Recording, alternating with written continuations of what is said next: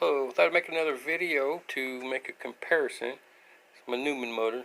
I got a 6-volt motor hooked up to it. It's out of a Power Wheels. And the motor's going to turn over the whole thing. And we're going to check to see if what the capacitor does when I hook the capacitor up while it's running. So this meter is connected to the capacitor. And then I got 2 leads each coming off of the positive and negative. I'll get it right. So right now what I got is this is the battery pack in here. You can see the red wire goes to this clip and the black wire goes up here to this clip. Then I have this wire which is off of the capacitor and it's going back to the capacitor. I'm just using that lead for just to make connection for now. I'm not hooking up the positive yet. So we'll turn on this. And I just got done running the Newman motor, so it's a little bit of voltage in it. So what I'll do now is, the wire coming off the capacitor, the black wire, I have going to the positive lead of the motor because I need it to turn the same direction as the Newman motor. So now the black lead's actually the positive, and I will hook it up now.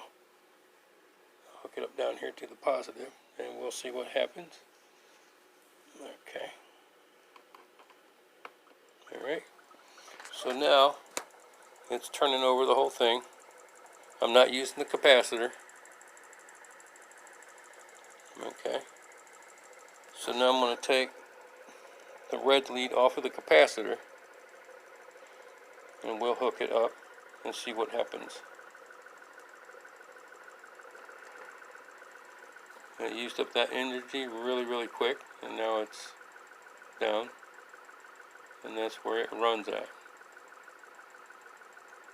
Okay, so it doesn't really make any difference. I'll take it off and listen to it, see if it slows down. Doesn't really do much of anything. I'll touch it back on. It's on. Off.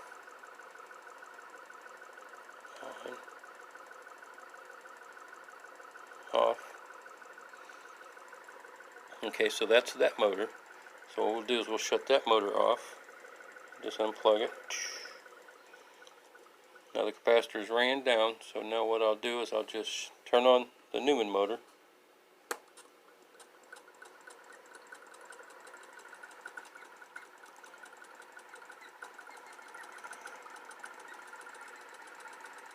Okay, here it goes.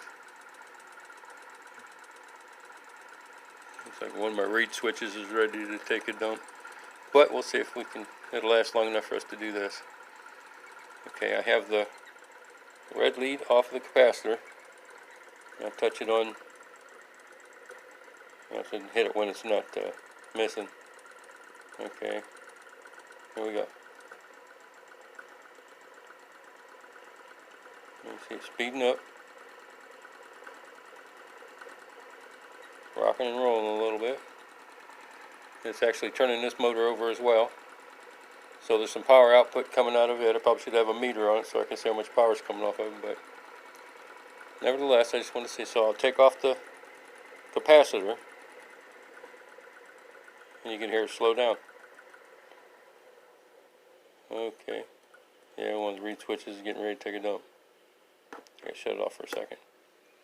Reed switches get magnetized for some reason. Sometimes I have to take them all the way out, or at least break the connection, because the contacts want to magnetize. I'm not sure which one was missing. If I can even do this with one hand. No, I can't do this with one hand. Maybe I can. Okay, I got that one back in. Let's try it again. Let's see. Let me just give it a spin first. Nope. It's not going to do it. Okay, well, we got the test in anyway. I have to figure out which, I might have to replace it. But you can see when I put the capacitor on it, it sped up. When I took the capacitor off, it slowed down. It didn't make any difference with this. And so this is just a fun video. Alright, God bless you. You guys have an awesome day. Bye. Alright, I found out which reed switch it was. Because when I turn this on, it doesn't do anything. It isn't, this in here isn't, it's the closest to the reed switch, the magnet, and it's not doing anything. When I turn it around and this one here hits, so this one's working, that one's not, so this reed switch took a dump. And it's still turning over the motor. And if I hooked up the capacitor,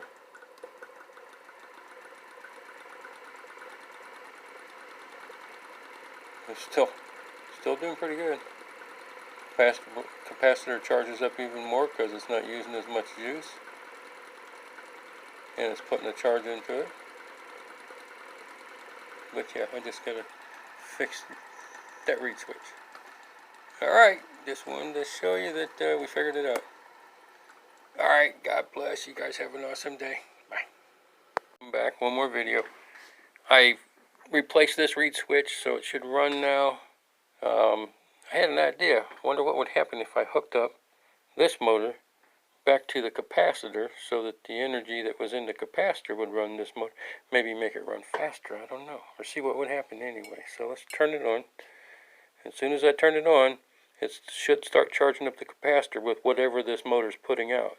So let's see what happens. Still making that funky noise. I don't know how long it'll last, but yeah, it's trying to charge it. You can see it's charging it up a little bit. So that's as high as it'll go. Now let's hook up the capacitor to the Newman motor. There, it's hooked up. Yeah, this motor's actually using the energy. Yep. Not going to let it raise any higher than what it was with just that motor there. So we take it off. Oops, shut it off because something's getting ready to overheat. Yeah, I don't know. Anyway, so let me take this off. So this motor's disconnected right now. Let's try it again. Yeah, there she goes. Okay. So now we'll hook up the capacitor.